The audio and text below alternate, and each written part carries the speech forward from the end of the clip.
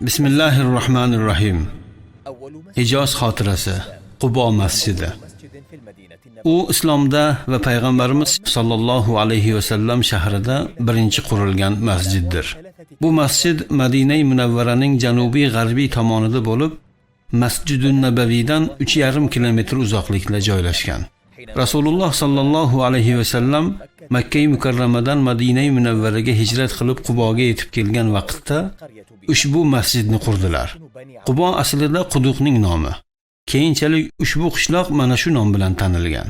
Bu yerlar Bani Amr ibn Avf qabilasining joylari bo'lgan. Ansoriy sahobalarning barchalari va Madina aholisi Rasululloh sallallohu alayhi va sallamni Madina shahrining tashqarisidagi Harra degan joyda kutib olgan edilar. Rasululloh sallallohu alayhi va sallam o'ng tomonga burildilar va Quboga tushdilar. Keyin Bani Amr ibn Avfning hovlisida turib, shu orada Qubo masjidiga asos soldilar.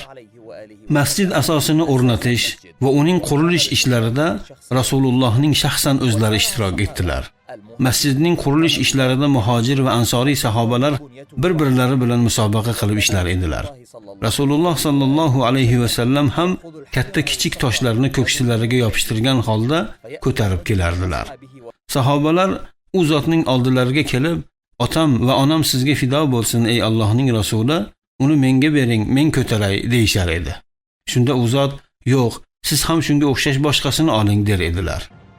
Qubo masjidining buyuk fazilati bor.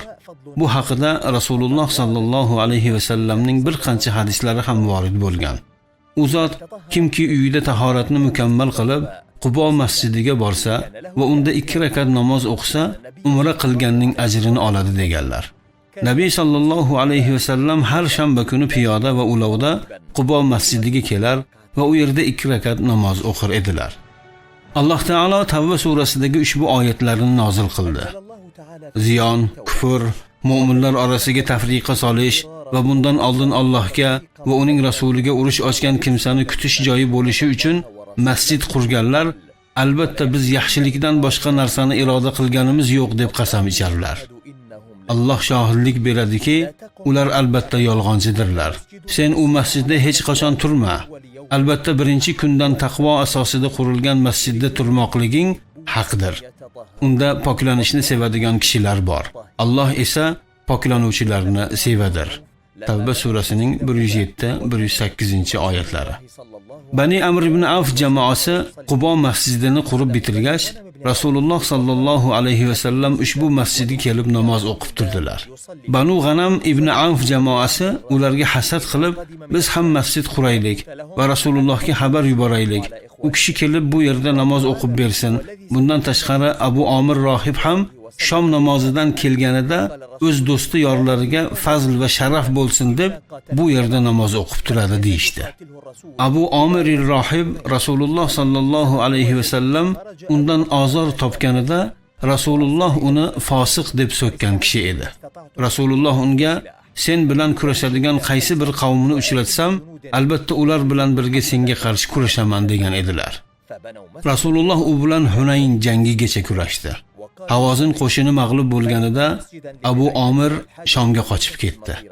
Keyin u ular uchun qo'lingizdan kelganicha kuch-quvvat va qurollaringizni tayyorlab qo'ying. Men Qaysarga ketyapman va askarlar bilan qaytib kelib, Muhammad va uning sahobalarini Madinadan quvib chiqaraman deb munofiqlarga elchi yubordi. Abu Omir Shomdan kelganida u uchun maskan va kuzatish joyi bo'lsin deb Qubo masjidining yoniga Ziror masjidini qurdilar. Ular payg'ambarimizdan o'zlarining ushbu masjidlarida namoz o'qishlarini so'rashdi. Ular bu masjidni bemor va ojiz kishilar sovuq va yomg'irli kunlarda ushbu joyda namoz o'qib turishlari uchun qurganlari va ularning bu joyda namoz o'qishlari ularga baraka keltirishini aytishdi. Rasululloh, men hozir safar taraddudidaman. Bundan tashqari ishlarim ham ko'p. Hozir bora olmayman. Safardan kelsak inshaalloh bu yerda namoz ham o'qiymiz dedilar. Tabuk g'azoti tugagach, ular yana Rasulullohni ushbu masjidga kelishlarini so'rashdi. Shunda yuqoridagi oyat nozil bo'ldi. Rasululloh sallallohu alayhi va sallam ayrim sahobalarni chaqirib, aholisi zolimlar bo'lgan ushbu masjidga borib, uni buzib keyin yoqib yuboringlar deb buyruq berdilar. Sahobalar buyurilgan ishni o'z o'rnida bajardilar va u joyni axlat va chiqindilar tashlanadigan joyga aylantirdilar. O'tgan asrlar davomida musulmonlar Qubo masjidini ta'mirlab, uni obod qilishga jiddiy ahamiyat berib keldilar. Ushbu masjidni Usmon ibn Affon, ulardan keyin xalifa Umar ibn Abdul Aziz ta'mirlab yangiladilar. Masjidni kengaytirish va uning binosini yangilash ishlariga keyingi xalifalar ham ergashdilar. Masjidni Sulton Qayitboy kengaytirishni boshladi. Undan keyin Usmoniylar sultoni Mahmud II va uning farzandi Abdulmajid I davom ettirdi. Masjid binosining oxirgi kengaytirish ishlari Saudlar davrati davrida bo'ldi.